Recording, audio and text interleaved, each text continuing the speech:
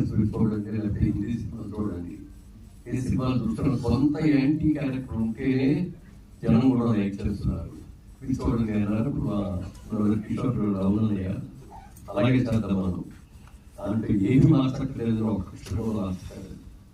మీరు యాజిటీస్గా ఈ సినిమాని ఏమనుకున్నారో దాని ప్రకారమే చేయండి, మేము ఎవరు కూడా ఇంటర్వ్యూ అవ్వని చెప్పుకున్నాం.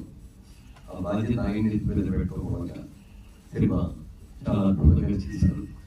అయితే అప్పుడు ఆ స్టూడియోలో మా సైట్స్ ఉంటే ఆ సైట్స్ లో ఒక హౌస్ సెట్ కావాలండి అని చెప్పి డైరెక్టర్ అడిగారు. ఈ విధంగా హౌస్ సెట్, ఓ మంచి రిచ్ హౌస్, హౌస్ కావాలి. ఆ హౌస్ ని మేము సెట్ వేసాం అనమాట. చూసి అందరూ బాగున్నారు, అందుకే సెలెక్ట్ చేసాం.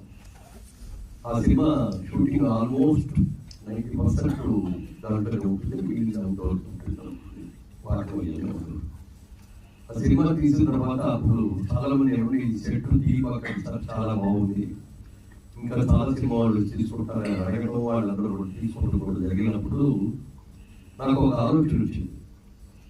ఈ హౌస్ ఇలాగే నుంచి ఇక్కడ సైట్ కూడా ఉంది కాబట్టి కేఎస్ రామారావు గారి గాంధీ సిటీ లాగా మనం కూడా ఒక షూటింగ్ స్పాట్ చేసి మిగిలిన బిల్డింగ్స్ అని కూడా మనం కట్టి చేస్తే బాగుంటుంది అని చెప్పి ఆలోచన రావడం, చేద్దామని నిర్ణయం కూడా తీసుకోవడం జరిగింది.